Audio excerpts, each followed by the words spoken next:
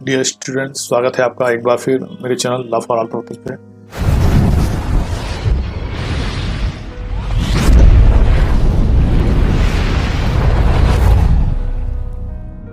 जहां पे मैं आपको संबंधित सारी जानकारियां अपडेट्स उपलब्ध कराने की कोशिश करता हूं।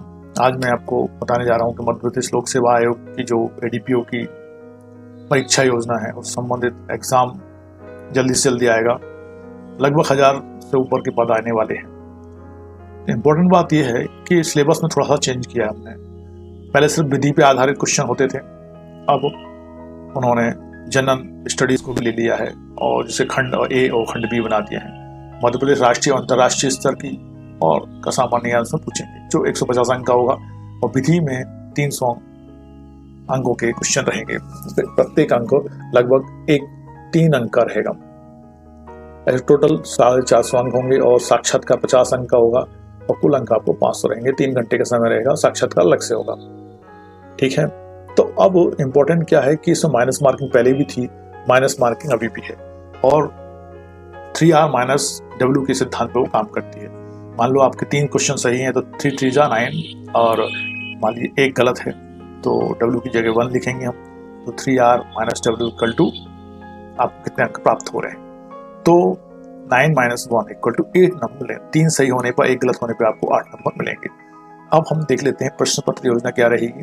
खंड आ विषय मध्य प्रदेश का सामान्य ज्ञान के 35 प्रश्न रहेंगे, भारत का सामान्य ज्ञान 10 प्रश्न रहेंगे और वहीं विश्व का सामान्य ज्ञान 5 प्रश्न है। इस प्रकार खंड आ में 50 प्रश्न होंगे तथा खंड बा में विषय संबंधित प्रश्न पत्र में 100 प्रश्न होंगे।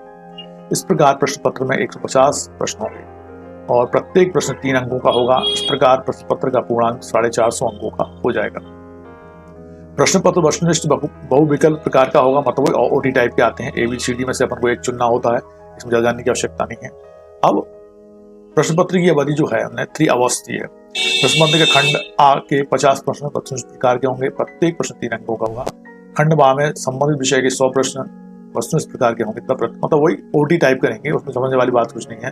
जैसे मैंने अभी आपको बताया था कि R सही उत्तरों की संख्या है और W गलत उत्तरों की संख्या है, तो 3R माइनस W बराबर प्राप्तांक पद्धति से उसका मूल्यांकन किया जाएगा। जैसे कि मान लीजिए आपके 25 क्वेश्चन सही होते हैं, है ना, और 25 इंटू 3, ये देखिए 25 इक्वल टू 3 मतलब हो गया 25 इंटू 3 मतलब हो गया 25 3 75 75 आपके अंक ये हो गया आपका R। और W में आपके क्वेश्चन मान लीजिए 20 आपके गलत हो जाते हैं, मान लीजिए रॉन्ग आंसर कितने हो गए, W बराबर 20, तो अब कितना होगा 75 माइनस 20 इक्वल टू हो जाएगा आपका 5, 7 माइनस 2 इक्वल टू 5, मतलब 55 क्वेश्चन 55 अंक आपको आएंगे यदि 25 सही और 20 गलत हो जाते हैं। तो मतलब टोटल 45 क्वेश्चंस में से आपने 25 सही किए और 20 गलत किए, तो 20 नंबर हमारे हर एक क्वेश्चन का, मतलब हर जितने गलत हम करेंगे उसका 1 नंबर हमारा अपने राइट क्वेश्चंस में से कट जाएगा, है ना। नाउ अगला अपन देखते हैं। साक्षात्कार 50 अंकों का होगा और साक्षात्कार हेतु कोई न्यूनतम उत्तीर्ण निर्धारित नहीं है। मतलब इंपॉर्टेंट बात इसमें जानने लायक ये है कि नेगेटिव मार्किंग पहले भी थी और अभी भी है, तो हमको हर एक क्वेश्चन जो हमको आता है तभी हम उसको करें, नहीं आता तो हम उसको छोड़ दें। करने का तरीका क्या है, सबसे पहले हम स्टार्ट करें शुरू से लास्ट तक जाएं, हर एक क्वेश्चन को पढ़ें, जो हमारे क्वेश्चन से आ रहे हैं उनको हम करते जाएं और जो नहीं आ रहे हैं जिसमें डिस्कस करेंगे बाद में अपने अंतर्मन से, उनको हम बाद में लेंगे और इसी क्रम में हम करते जाएं। यदि क्वेश्चन का आंसर हमको नहीं पता है तो हम उसको छेड़े नहीं, फालतू में 1 नंबर कटवाने का कोई तात्पर्य नहीं है। नाउ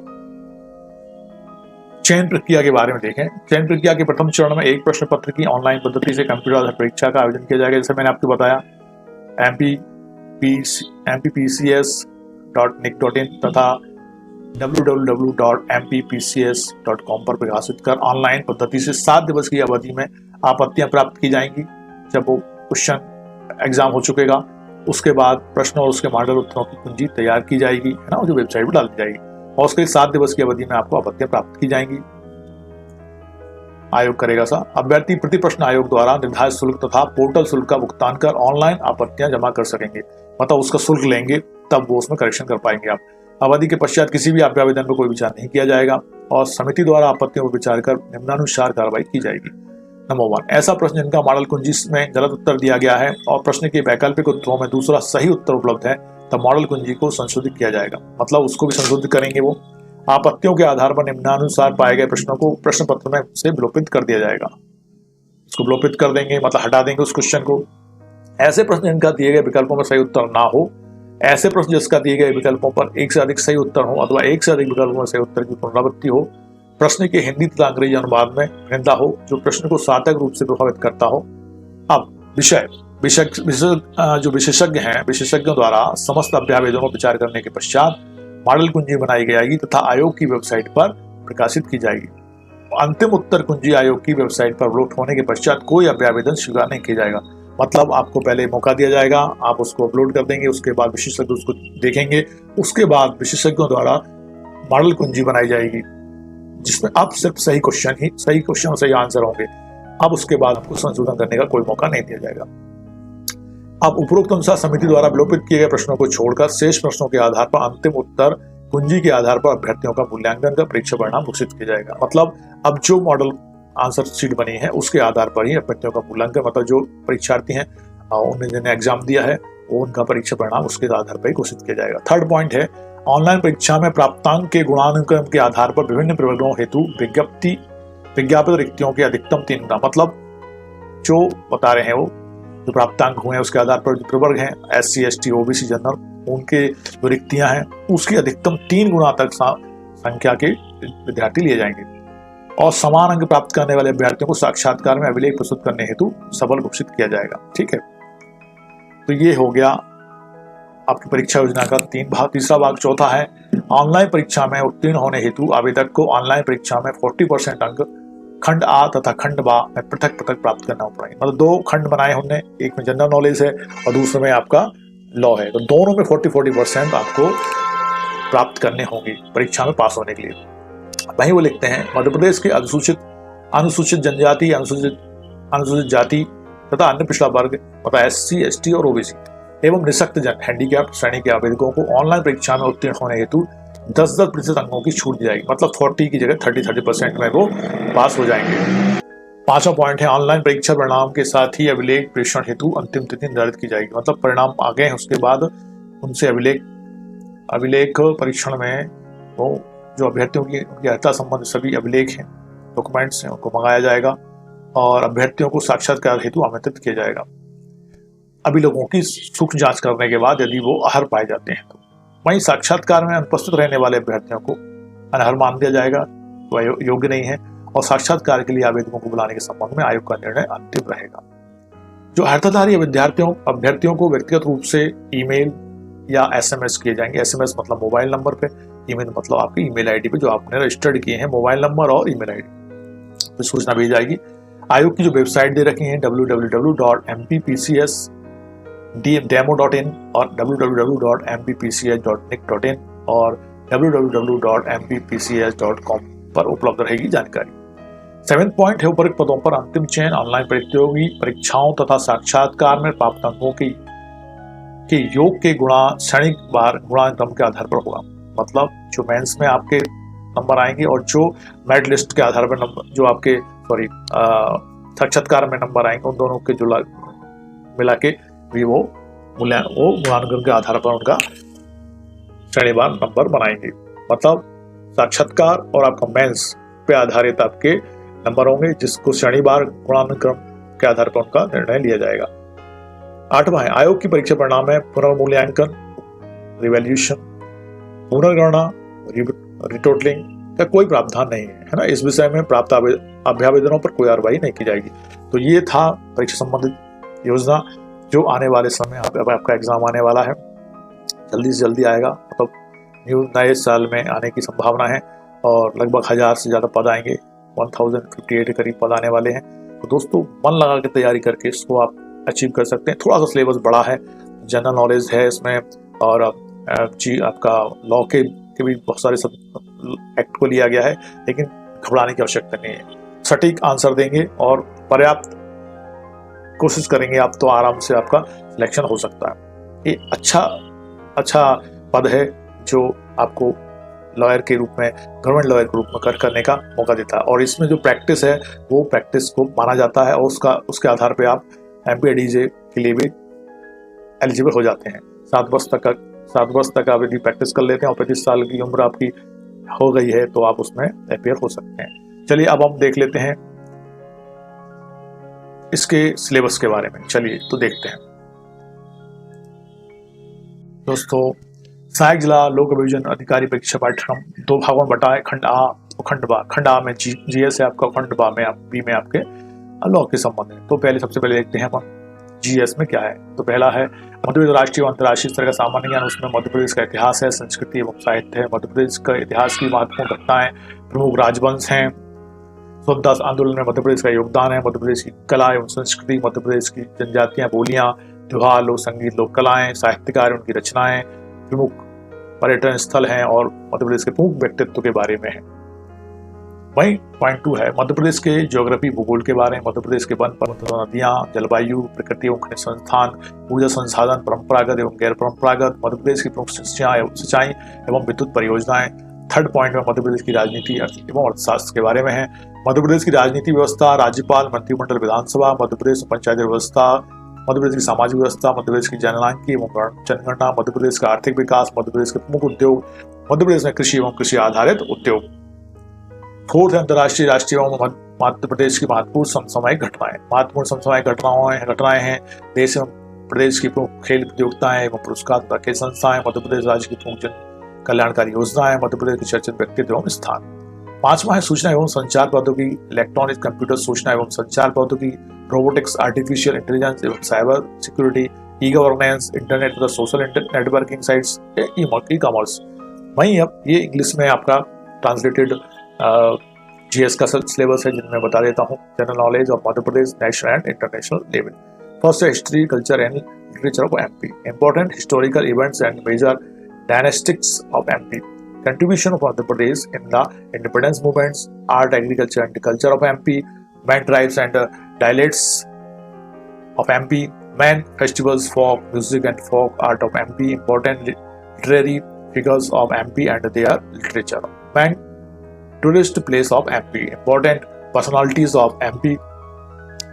Second है geography of the Madhya Pradesh, forest, mountain and rivers of MP, climate of MP, natural and mineral resources of MP, energy resources, conventional and non-conventional, man, irrigation and power projects of MP. Third है politics and economy of MP, politics system of MP, governor, cabinet, legislative assembly, panchayati raj in MP, social system of MP, demography of and census of MP,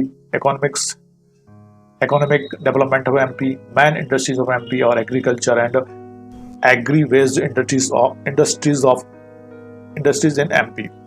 Now 4 है current events of international, national and MP, important contemporaneous events, famous sports competition, awards and sports institution of the state and the country, welfare schemes of MP state, famous personalities and places.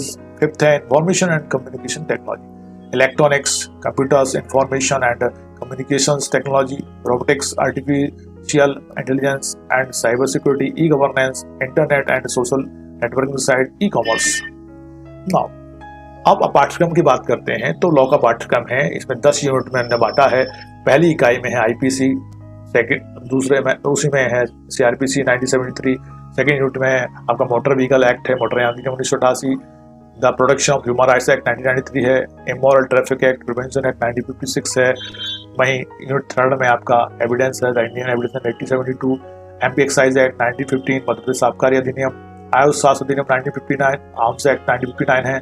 Unit 4 में महिलाओं का कार्यस्थल पर लैंगिक उत्पीड़न निवारण एवं प्रतिशोषण अधिनियम 2013 है, sexual harassment of women at workplace prevention provision and reduction act 2013, विधि विरुद्ध क्रियाकलाप निवारण अधिनियम 1967 है, the unlawful activities prevention act 1967, लोक संपत्ति को नुकसान का निवारण अधिनियम 1984, द प्रिवेंशन और damages of public property act 1984।